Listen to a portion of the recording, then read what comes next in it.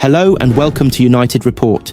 This is your home for all the latest Manchester United news, match updates, transfer stories, and in-depth analysis. Stay connected and never miss a moment. Subscribe now to stay ahead with everything happening at Old Trafford. Manchester United starlet Ethan Wheatley has inked a new contract at Old Trafford. The teenager, currently out on loan at League Two table toppers Walsall, has signed a deal that commits his future to the club until the summer of 2028, with an option for an additional year. Homegrown starlet Wheatley, who joined United aged 9, made history as the club's 250th academy graduate to debut for the first team last season. His maiden appearance came in a 4-2 victory over Sheffield United at Old Trafford last April. Since then, he's made 3 more appearances, the most recent being in a 5-2 triumph over Leicester City in the Carabao Cup 4th round earlier this season, before joining the Saddlers in January. After signing his new deal, Wheatley shared his joy on Instagram. Amazing feeling to have signed a new deal with this great club. Another proud moment for me and my family. Wheatley has found regular game time hard to come by at the Bescot Stadium, however, making just 3 appearances and last featuring in a matchday squad over a month ago. Despite bringing in several new faces in the January transfer window, Walsall manager Matt Sadler has struggled to integrate some into his plans. Last month, Sadler revealed Josh. Gordon looks like he might be out for a little bit. Ethan, of course, we're going to need all of them. He also praised one player's efforts, saying, "What I will say about Ethan, since he hasn't been in the squad, he has trained so well and put himself in consideration to be on the pitch." Wheatley, who penned his first professional deal with United in January last year, revealed after his United debut that shortly before he came on, teammate Bruno Fernandes promised to provide him with an assist. The young talent was unfortunately unable to mark the occasion with a goal despite the best efforts of the United captain. Wheatley told MUTV afterwards, Fernandes pulled me to the side and said, "I've got 9 minutes to try to get you a goal." So I was just trying to get into positions for him, and obviously it didn't come, but hopefully soon. While he was unable to set the youngster up on that occasion, Fernandes backed Wheatley to score plenty of goals in his career. He said, "I tried to give him a goal because he is a young kid coming through the academy. I know the moment is massive for him, and getting a goal in his first appearance would be massive. I couldn't give the assist for him, but I tried. At the moment, I rushed it a little bit too much. If he gets chances in the future, he will get his goals too." Ruben Amorim insists he is still the man to turn Manchester United around, but admitted results will ultimately decide his fate. United take on Real Sociedad in the last 16 of the Europa League on Thursday, needing to go all the way and lift the trophy to clinch a Champions League place for next season. Amorim's side are down in 14th place in the Premier League, but he is adamant he can make them great again, while admitting he may run out of time if results do not improve. "I know what to do, but sometimes it's a lack of results and you have to win games," said Amorim. "So I know the consequences when you don't win games. But I'm really confident since day one. A little bit more frustrated now, but I'm still confident." Amorim also said he will not compromise on his system or style of play, even if it ends up costing him the United job if results do not improve this season. "I think the system is not the problem," said Amorim. "It's the way of playing. So the problem of our team is not the system. We have a lot of problems, and we're trying to work on these problems. But I was always really clear that I have one idea, and I'm still really confident, because I have an idea how to play football. I will not change that, no matter what, and I'm not talking about the system. It's about the way I see football, and we are going to do it or not. We'll see." United defender Matthijs de Ligt said, "In a lot of games this season we haven't been good enough, so we know that, and we're trying to improve as a team. We all know that we have to improve, and this game is another chance to show our worth in a European competition.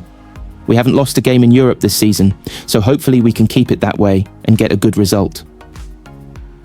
Former England star Paul Merson believes Manchester United boss Ruben Amorim is suffering from several years of poor recruitment from the Premier League club. United sit 14th in the Premier League after picking up just 33 points from their first 27 matches.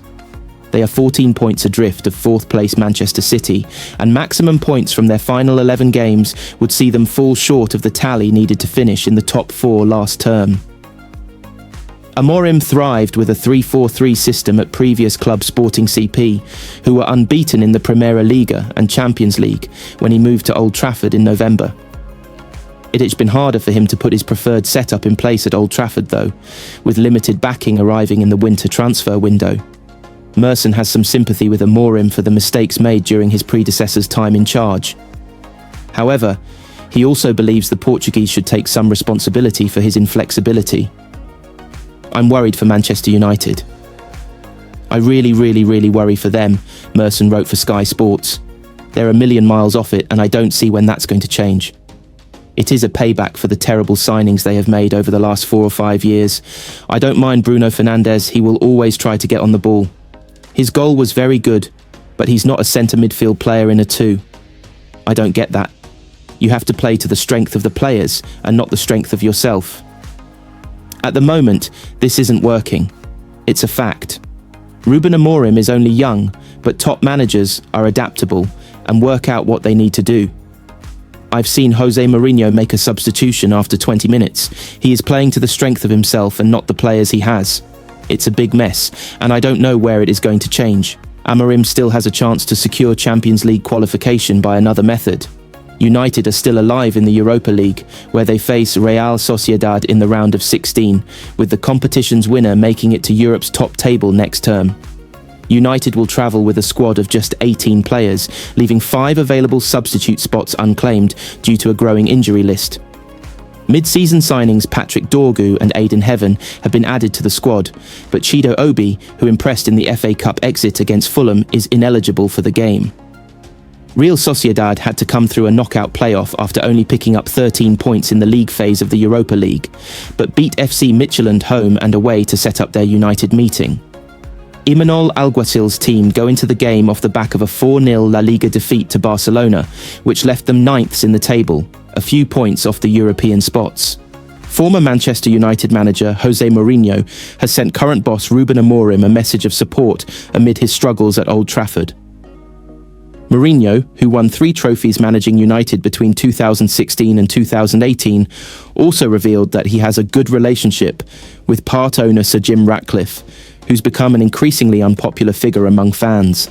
In 2018, Amorim visited United for a week-long internship under Portuguese compatriot Mourinho. The 40-year-old has been the main man at Old Trafford since November, winning just 11 of his 24 matches with the Red Devils. But Amorim has the support of his former mentor, who's now in charge of Fenerbahce, and could come up against United in the Europa League final should both clubs advance. He's a good kid, Mourinho, 62, told Sky Sports. Always very respectful to me. We had a good relationship for a few years. He knows I wish him well.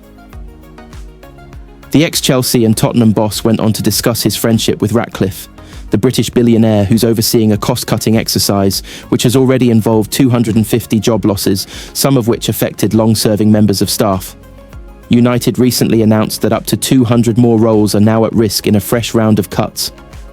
To be honest, I don't know much about what's happening, Mourinho said on the topic. I know Sir Jim Ratcliffe. I'm not saying we are big friends, but we have a good relationship. I know him well. He invited me to his house a couple of times. I see him as a good person and a great businessman. Of course, I feel for some of the people that I know losing their jobs, but hopefully it goes in the right direction.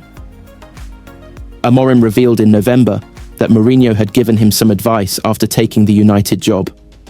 He sent me a message and told me that this is a lovely club, a big club, with lovely people, and that is correct. It still is, the former Sporting Lisbon manager said. But a lot of things change, and we are in a different building now. We are building a new one, and I am a different guy. I was learning at the time, and I hope to now teach something here too, to my players. But the club is still big, and is still the best club in England, and we want to win again. That is all.